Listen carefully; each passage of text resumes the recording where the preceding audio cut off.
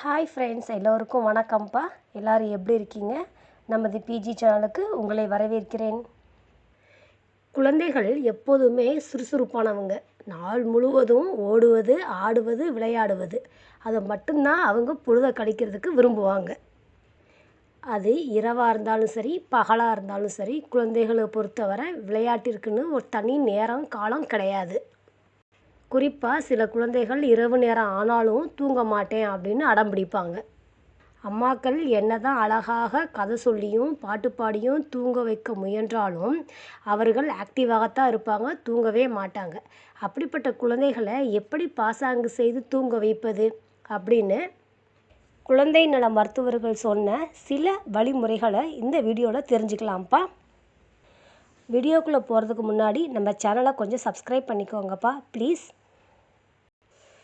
குழந்தைக்கு ஒரே மாதிரியான தூக்க முறையை பழக்கப்படுத்துவது பெற்றோருடைய கடமை தான் அப்படின்னாலும் அவங்கள தூங்கு தூங்கு அப்படின்னு நாம் கட்டாயப்படுத்தி அவர்களை தூங்க வைக்க முயற்சிக்கக்கூடாதாம்.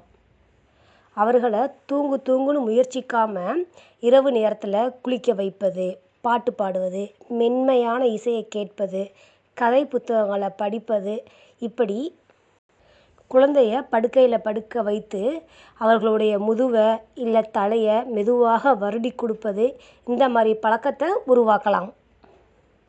ஆடி பாடி ஓடி விளையாடுற குழந்தைக்கு ஓய்வு என்பது நிச்சயம் தேவை தான். அப்போ தான் அவங்க அடுத்த நாள் சோர்வு இல்லாமல் அதே உற்சாகத்தோடு வலம் வர முடியும். அதனால் தினந்தோறும் அவங்களுடைய தூக்கத்திற்கு ஒரே மாதிரியான நேரத்தை பின்பற்றுங்க. எக்காரணத்தை கொண்டும் அந்த டைமில் நீங்கள் மாற்றம் செய்யாதீங்க. இப்படி குழந்தைகள் ஒரே டைமில் தூங்கினா அவங்களுக்கு இயல்பாகவே தூக்கத்தை தூண்டுற சக்தி அவங்களே தூங்கிடுவாங்க. குழந்தையுடைய ரூமில் பகலிருந்து நைட்டு கொஞ்சம் வித்தியாசப்படுத்தி காட்டுங்க. நைட்டில் என்ன செய்யணுன்னா, அறையை அமைதியாக வச்சு சத்தத்தை கொஞ்சம் மெதுவாக பேசுங்க. வெளிச்சத்தையும் ரொம்ப லைட்டெல்லாம் போட வேண்டாம்.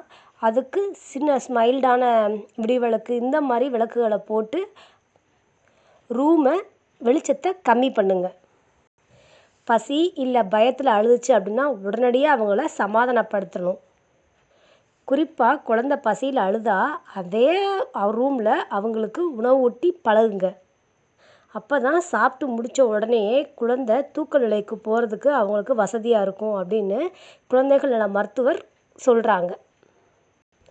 நைட்டு குழந்தைக்கு சாப்பாடோ இல்லை நம்மளுடைய கவனிப்போ அவங்களுக்கு தேவைப்படும் போது அறையில் நீங்கள் என்ன செய்யணும்னா, குறைவான வெளிச்சத்தை வச்சுக்கிட்டு பேசுவதையுமே ரொம்ப கம்மியாக பேசுங்க. அப்போ தான் அந்த சூழ்நிலையை புரிஞ்சு கொண்டு பிள்ளைகள் தூங்குவதற்கு உதவியாக இருக்கும். இரவு தூங்க செல்வதற்கு முன்பு குழந்தைகளுக்கு ஃபோனு, டேப்லெட்டு இந்த மாதிரி பயன்படுத்துவதை கண்டிப்பாக தாய்மார்கள் அனுமதிக்காதீங்க. ஏன்னா ஸ்க்ரீனில் இருந்து வெளியாகிற வெளிச்சம் குழந்தைகளுடைய தூக்க ஹார்மோனை கட்டுப்படுத்தி அவங்கள தூங்க விடாமல் மூளையை சீர்குலைக்க செய்வதாக ஆய்வு மூலியமாக கண்டறியப்பட்டிருக்கு. அதனால் படுக்கைக்கு செல்வதற்கு 1 மணி நேரத்திற்கு முன்பே cellphone, TV, computer, laptop, tablet இது எதுவுமே அவங்களுக்கு பயன்படுத்த கொடுக்காதீங்க. உங்கள் கூட குறுநடை போடும் குழந்தைய வெளியில் ஓடவும் குதிக்கவும் ஊக்குவிச்சுக்கிட்டே இருங்க. இப்படி செய்கிறதுனால அவங்களுடைய ஆற்றல் சிறப்பாக செலவாகுமாம். குழந்தைய தூங்க வைக்கிறதுக்கு முன்பு அவங்கக்கிட்ட சிறிது நேரம் மனம் விட்டு பேசுங்க, ஜாலியாக சிரிங்க, அவங்கக்கிட்ட கொஞ்சம் ஜோக் சொல்லுங்கள். இந்த மாதிரி அவங்கள சிரிக்க வச்சு தூங்குவதற்கு முயற்சிக்கலாம். குழந்தைகளுடைய விருப்பத்திற்கு நாமளும் கொஞ்சம் மதிப்பு கொடுக்கணும்.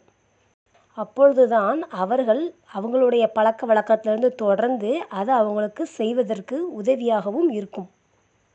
பொதுவாகவே குழந்தை நல மருத்துவர் என்ன சொல்கிறாங்கன்னா, குழந்தைகிட்ட வேடிக்கையாக பேசுங்க, தூங்கும்போது கொஞ்சம் ஜாலியாக பேசுங்க அப்படின்னு சொல்கிறாங்க. ஆனால் இப்படி வேடிக்கையாக பேசுனா எங்கள் வீட்டில் பேசிக்கிட்டே இருக்காங்க, தூங்க மாட்டேங்கிறாங்க.